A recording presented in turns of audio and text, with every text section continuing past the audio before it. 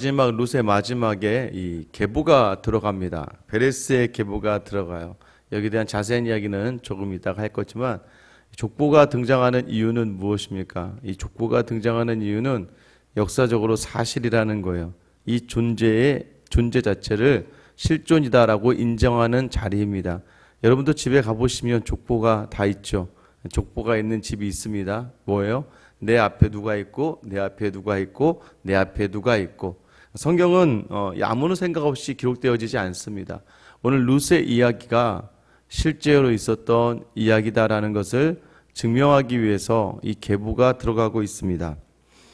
여러분 항상 기억하셔야 될 것이 있습니다. 하나님께서 어떻게 일하시느냐, 하나님께서는 왜 이런 이야기를 우리에게 알려주시느냐. 엘리멜렉이라고 하는 사람을 우리가 굳이 알 필요가 있었을까요? 그 안에 나오미를 우리가 알 필요가 있었습니까? 또 그의 아들인 말론과 기론을 우리가 알 필요가 있겠습니까? 무엇보다도 이방 여인이었고 사람 취급, 심지어는 개 취급을 하던 이방 여인, 모압 여인 룻을 우리가 알 필요가 있을까요? 항상 하나님께서는요, 굳이 세상이 알아주지 않는 한 사람을 통해서 하나님의 나라를 만들어 가신다는 것을 여러분이 기억하셔야 됩니다. 간혹 가다가 이제 깜짝깜짝 놀라고 좀 때로는 하나님이 이렇게 부르시는구나라는 깨달을 때가 있어요. 저희 이제 교회 홈페이지에 들어오셔서 설교를 들으시거나 또는 이제 블로그에서 큐티를 하시다가 장문의 글을 남겨놓으신 분이 가끔 있습니다. 그럼 그 글을 보다 보면 깜짝 놀라요. 왜냐하면 제가 그냥 부족한 저를 통해서도 하나님께서는 사람을 변화시켜 가시고 삶의 자리를 내려놓고 또는 어떤 삶의 자리에서 포기하고 싶고 분이나고 모든 것을 끊어내고 싶은 상황 속에서 주어진 말씀, 저를 통해 주시는 말씀을 가지고 살아낼 수 있었습니다라고 문자를 주시거나 또 글을 남겨주시는 분이 더러 있습니다. 여러분 놀랍지 않습니까? 왜냐하면 저는 저를 알고 있기 때문에 저에게 특별한 능력이 있다고 생각하지는 않거든요. 하나님께서 저를 사용하시면, 하나님께서 그 일을 행하시면 하나님의 나라는 이루어지는 것처럼 오늘 여러분에게 이 룻기를 소개하는 이 자리는 여러분의 인생, 룻과 같은 우리, 그죠? 이방 여인, 원래는 죽어야 될 존재들, 이 땅에서 그냥 끝나야 될 존재들을 하나님이 보아스와 같은 넓은 인자와 은혜로 우리를 부르시고 덮어주셨기 때문에 우리가 오늘도 이 새벽에 나와서 전능하시고 전지하시고 인간의 생사화복을 주장하시는 하나님 앞에 기도하게 하셨다는 거예요. 여러분, 이 은혜가 여러분에게 있음을 기억하며 오늘도 여러분을 통해서 하나님의 나라를 이루어가시는 하나님의 약속된 도구로 사용되어지는 저 여러분 되시길 예수님의 이름으로 축원합니다. 여러분, 오늘 13절 말씀을 보면 이에 보아스가 룻을 맞이하여 아내로 삼고 그에게 들어갔더니 여호와께서 그에게 임신하게 하심으로 그가 아들을 낳은지라. 여러분에게 이런 은혜가 있길 축원합니다. 여러분, 이 은혜는요, 보세요. 그 전까지는 어땠습니까? 이 보아스와 이 룻이 이게 가정을 이루기까지는 정말 많은 사건과 사고가 있었습니다. 엘리멜렉이 그 땅을 떠났고, 떠난 그 자리에서 엘리멜렉이 죽고 또 두 아들이 죽고 이제는 나오미와 두 며느리만 남았어요. 어떻게 살아가야 될까 할 즈음에 베들레헴 땅이 회복되었다는 걸 듣고 다시 그 땅으로 돌아왔습니다. 돌아올 때 사람들이 나오미를 보며 야, 기쁨이다. 여러분, 무슨 기쁨입니까? 나오미 스스로가 나는 말하다, 나는 쓴 인생이다라고 이야기해요.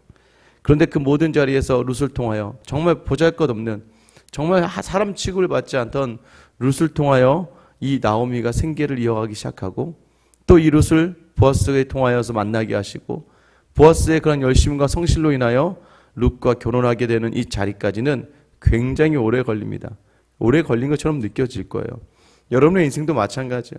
뭔가 하나님이 뭔가 탁 튀어주시기 전까지는요, 굉장히 오래 걸리고 굉장히 지지부진하고 정말 이 고난의 끝이 어디인가라고 생각할 만큼 정말 지겹도록 그 자리가 계속해서 한 걸음 한 걸음 나아가야 되는 것이죠.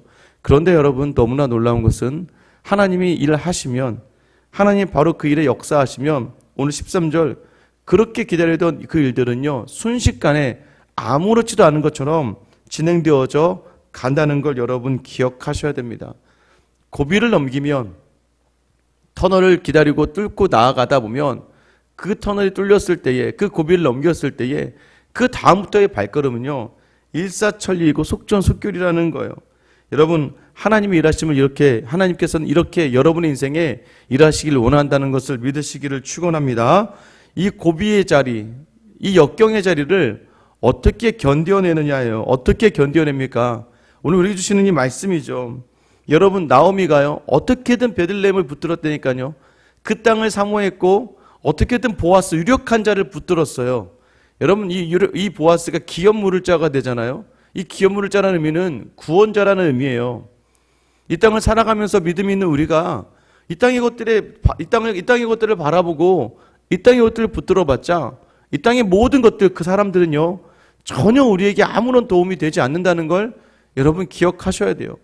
이런 얘기까지는 뭐하지만 여러분의 남편과 여러분의 아내마저도 여러분 이 땅에서 여러분이 정말 마음 아파하고 힘들어하는 모든 문제에 그 문제들을 해결해 줄 수 있는 힘이 없고 능력이 없다는 것을 알아야 돼요. 왜냐하면 성도는 모든 문제를 영적으로 풀어가야 되거든요. 이미 하나님께서 내 인생의 주관자 되었기 때문에 모든 자리를 누구를 통해 가야 되냐면 하나님을 통하여 나아가야 돼요.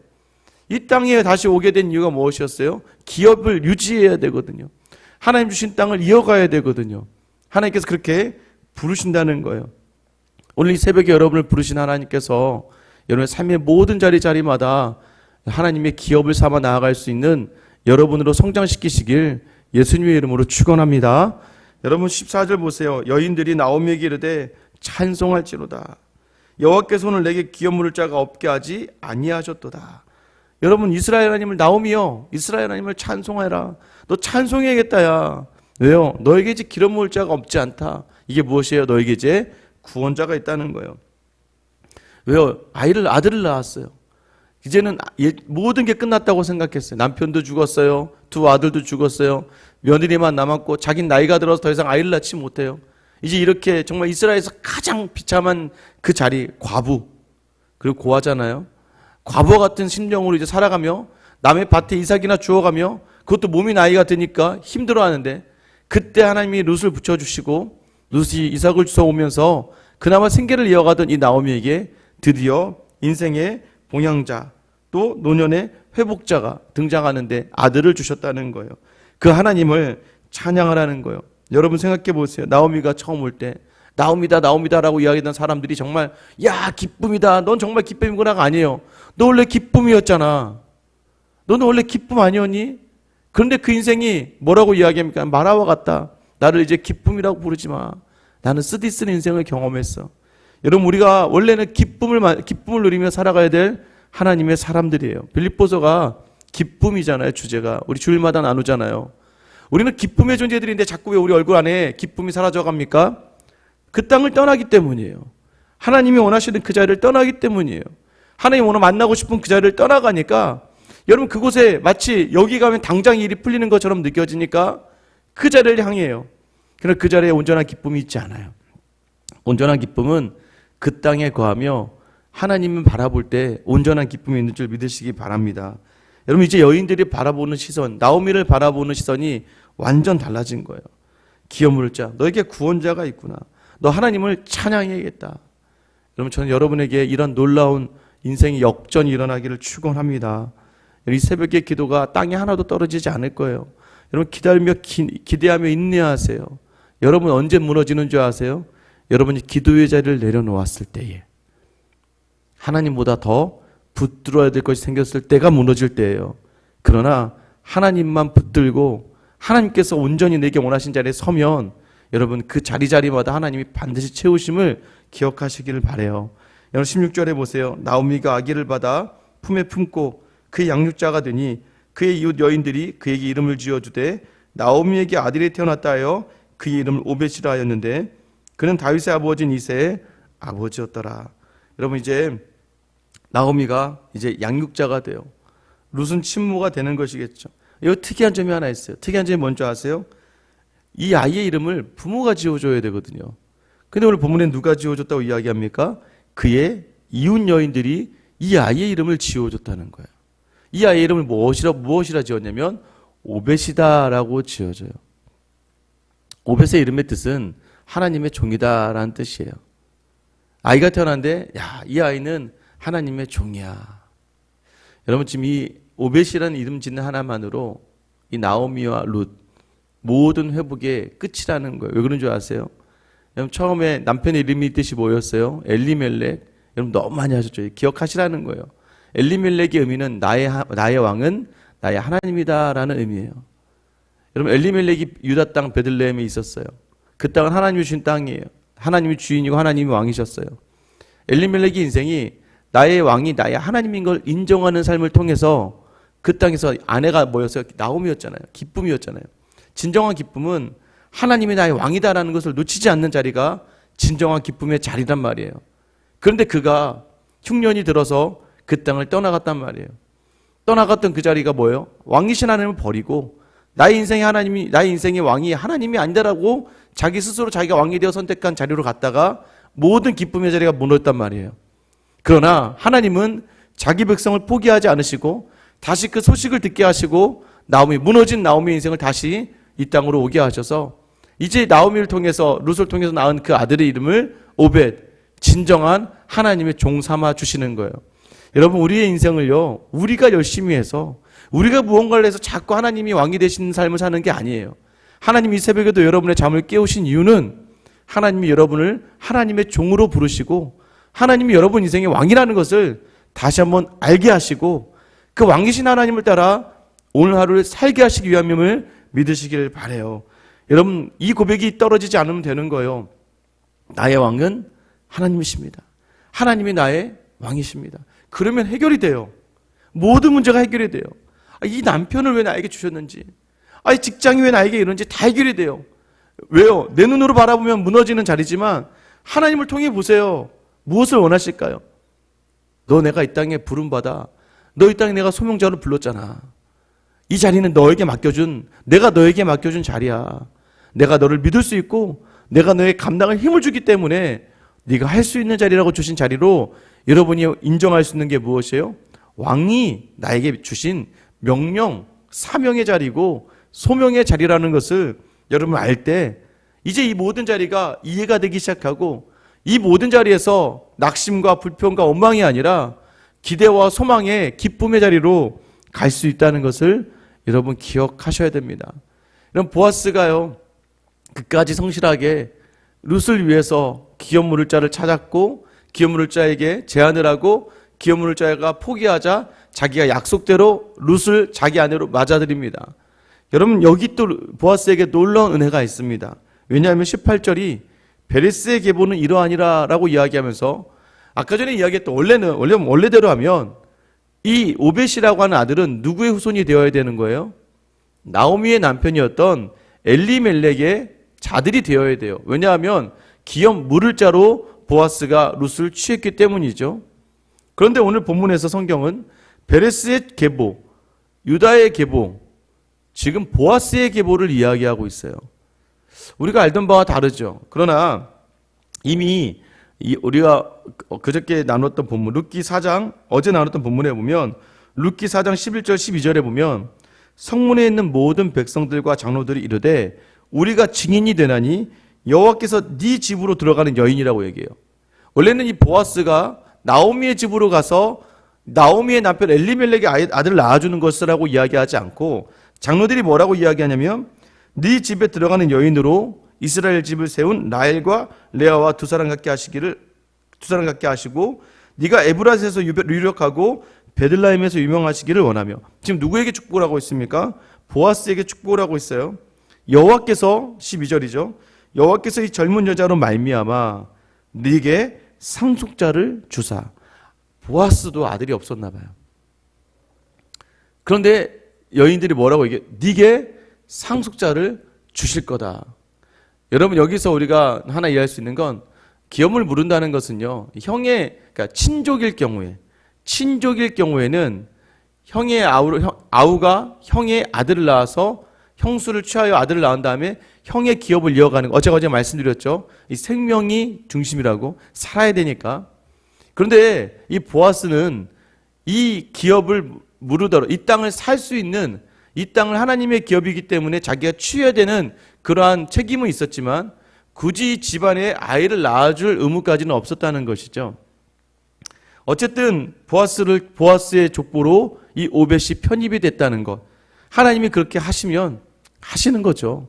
보아스에게도 은혜와 인자를 베푼 보아스에게도 하나님께서 큰 은혜를 베풀어 주시는 거예요. 왜 오벳의 나음이 큰 은혜입니까? 22절 말씀. 오벳은 이새를 낳고 이새는 다윗을 낳았더라. 여러분, 하나님의 계획이 어디로 가고 있습니까? 유다의 가문에서 다윗이 올 것이고, 유다의 가문에서 홀이 나타나고, 그러니까 능력자가 나타나고 권력자가 나타나고 왕이 오는데 그 왕의 표가 다윗이라는 거죠.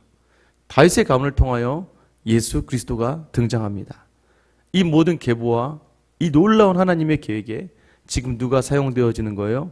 룻이 사용되어지는 거예요. 아무것도 아닌 보잘것없는 여인이 이 놀라운 하나님의 계획에 귀한 약속의 도구로 사용되어집니다. 여러분, 그 룻은 원래 이방 여인이었어요. 버려질 인생이었어요. 여러분, 왜 오늘 룻기를 우리에게 마지막으로 주실까요? 여러분, 룻기 마지막이 왜 우리에게 이렇게 다가오냐면, 룻이란 이름의 의미가 뭐라고 제가 말씀드렸어요? 친구란 말이에요. 밀착하다, 친하다라는 의미를 가지고 있어요. 하나님은 여러분의 친구가 되기를 원하신다는 거예요. 여러분, 우리는 아무것도 아닌 존재인데도 불구하고 하나님들을 우리가 동행하기를 원하세요. 친구가 뭐예요? 친구는요, 매일 만나는 거예요. 아이들 보면, 지금도 저희 아이들 보면 방학만 되면 맨날 나가요. 그 만나던 애 맨날 그 친구 만나고, 그게 친구예요. 그냥 만나서 계속 뭐하냐 도대체, 그냥 밖에서 있어, 뭐하니, 컵라면 같이 나눠 먹어, 뭐하니, 걔네 집 가서 뭐 가지고 놀아, 뭐 그냥 이유 없이 목적 없이 계속 같이 있는 게 친구란 말이에요. 오늘 하나님께서 여러분의 친구가 되기를 원하십니다. 그리고 여러분 친구 삼아서 여러분을 하나님의 놀라운 일의 도구로 사용되기를 원하시는 거예요. 오늘도 그 하나님의 부르심 앞에서, 그 하나님이 세우신 자리에서 하나님 나의 왕이며 나의 친구가 되시며 나의 모든 길에 동행하기를 원하시는 그 하나님 놓치지 않으면 여러분에게 기쁨이 회복되며 여러분에게 만족이 회복되며 여러분의 놀라운 하나님 나라의 복이 주어질 줄 믿으시기를 축원합니다. 오늘 이 은혜가 여러분에게 있게 되길 예수님의 이름으로 축원합니다. 기도하겠습니다. 하나님, 우리에게 은혜를 주시기를 원합니다. 하나님, 룻과 같이 나오미와 같이 이 땅을 잘해보려고, 가정에서도 좀 잘해보려고, 직장에서도 좀 잘해보려고, 믿음의 자리도 좀 잘해보려 하다가 어느덧 하나님을 잃고 말았던 우리의 삶의 자리에 늘 하나님께서는 단 한 번도 우리를 놓지 않으시며 오늘도 이 새벽에 우리를 부르신 줄 믿사오니 주님 부르심 앞에 무릎 꿇은 하나님의 성도들에게 다시 한번 친구가 되어주시는 주님, 오늘도 우리의 모든 자리마다 찬송받기에 합당하실 은혜를 주실 주님, 고되고 고된 자리들을 감당해낼 때마다 하나님이 없는 것 같고 때로는 오히려 세상을 향하여 시선이 쏠리며 넘어지지만 그럼에도 다시 자리에 불러주신 하나님 감사합니다. 우리를 기도하게 하신 하나님 감사합니다. 너를 외롭게 두지 않을 것이며 고독하게 두지 않을 거라 이야기하시며 오늘도 말씀으로 동행하기를 원하신 하나님, 내가 이 말씀 받고 오늘 또한 주님과 동행하기를 결단할 때에 사랑하는 우리 모든 성도들의 하루가 기쁨으로 가득한 하루가 되게 하여 주시옵소서. 그 이유는 주님이 친구 되어 주시기 때문입니다. 오늘 주님 다시 한번 우리를 사용하시사 놀라운 주님의 계획 가운데 동참시키기를 원하시고 이 땅의 모든 자리마다 천국을 만들어가고 확장시켜 나가기를 원하시는 주님, 우리를 사용하여 주셔서 모든 자리 주님만 찬양하는 저와 우리 모든 성도들 다 되게 하여 주시옵소서. 끝까지 우리를 친구 삼으시며 십자가의 고통 속에서도 우리의 동행을 기대하며 그 자리에 묵묵히 감당해내신 우리 주 예수 그리스도의 이름 받들어 기도드립니다. 아멘.